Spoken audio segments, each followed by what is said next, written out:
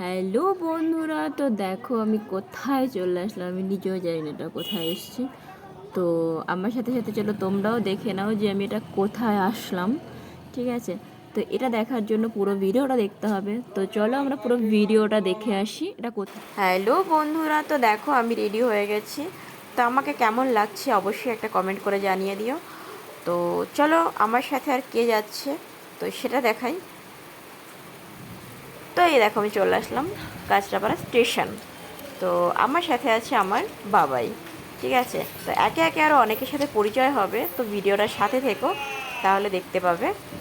তো এই দেখো এখানে চলে আসলো আমার সোনা। তো আমার সোনা আর বাবাই দুজনে মিলে, আমরা তিনজনে মিলে কোথায় যাচ্ছি তো চলো।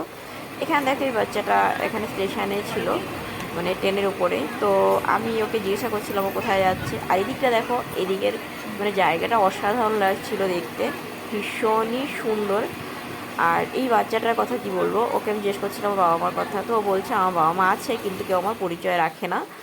ঠিক আছে, আমার শুনে এতটাই খারাপ লাগছিলো। ও একটা স্টেশনে কোন মানে হোটেলে কাজ করে আর সারাদিন এরকম ঘুরে ঘুরে বেড়ায়। তোর কথা শুনে সত্যি আমার বাবার কথা খুব মনে পড়ছিল। আর বাবাকে বললাম, দেখ বাবাই, এইটুকু বাচ্চা তো দেখ, ও এখন এরকমভাবে বাবা মা ছাড়া বাবা মার তোকে পরিচয়ই দেয় না। তো যাই হোক, কথা বলতে বলতে চলে আসলাম আমরা আমাদের গন্তব্যে। তো বললাম একে একে সবার সাথে দেখা হবে। তো ওটা হচ্ছে ব্যারাকপুর স্টেশন, আর এই হচ্ছে আমার দিদিভাই আর একটা।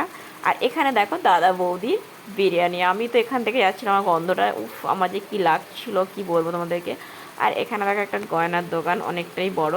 আর এই দেখো আমরা চলে আসলাম জুডিওতে। তো আমরা ব্যারাকপুর জুডিওতে এসেছি শপিং করতে। তো আমি আমার বাবাইয়ের জন্য কিছু নেওয়ার জন্য এসেছি। বাট আমি চারিদিকটা ঘুরে দেখলাম ভালো সব জিনিসপত্রই, বাট আমার বাবাইয়ের খুব একটা পছন্দ হয়নি। তো সোনা আর ওই দিদিভাই দুজনে শপিং করছিল, আর আমি একটু তোমাদেরকে ঘুরে ঘুরে দেখাচ্ছিলাম সব কিছু।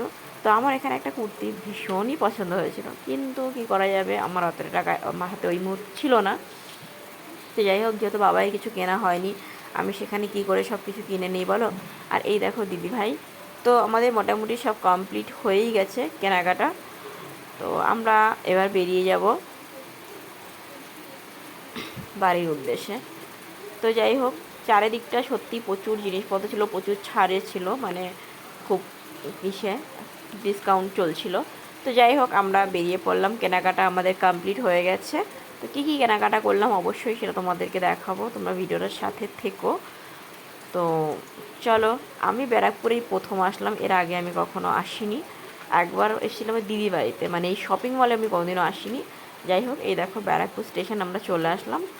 আর এই দেখো আমরা কি কি কেনাকাটা করে নিয়ে এসেছি সেটাই আমি তোমাদেরকে একটু দেখাই। তো এই দেখো এখানে একটা টপ আছে, আর এটা একটা লং ড্রেস আছে যেটা কিনা আমার ভীষণ পছন্দ। এটা দিদি ভাইয়ের জন্য আনা হয়েছে, মানে ওই সোনার মা আমার দিদি।